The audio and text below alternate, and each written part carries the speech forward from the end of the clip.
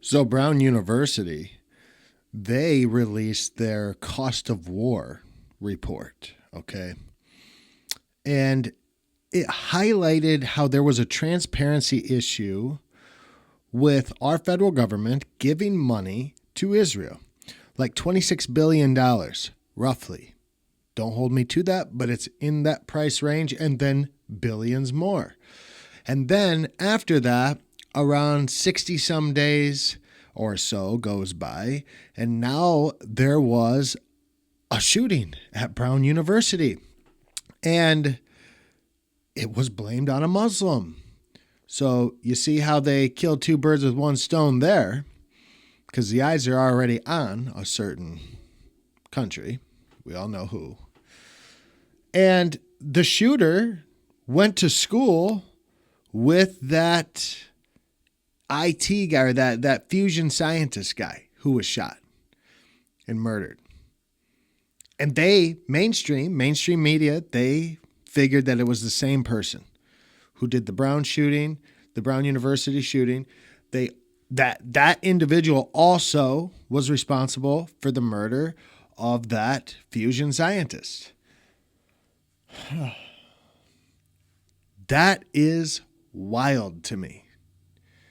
Because every time something goes wrong or there's something fishy going on within this country, it always ties back to, you know. So, and now all of a sudden, my TikToks are getting flagged.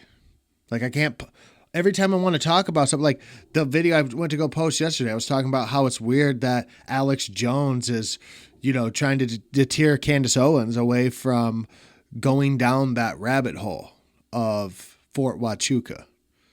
Alex Jones is the biggest conspiracy of all conspiracies. So why is he all of a sudden trying to deter her away? I don't know. Maybe he's got legitimate reasons why he thinks that they're trying to set her up so they can discredit her in the end. That's what he was saying. But I think Candace investigating Fort Huachuca with they're the home of the unmanned aircraft. So you got the drones. The drones were there at the CK event. The list goes on and on and on. Okay. So it's one more thing after the next.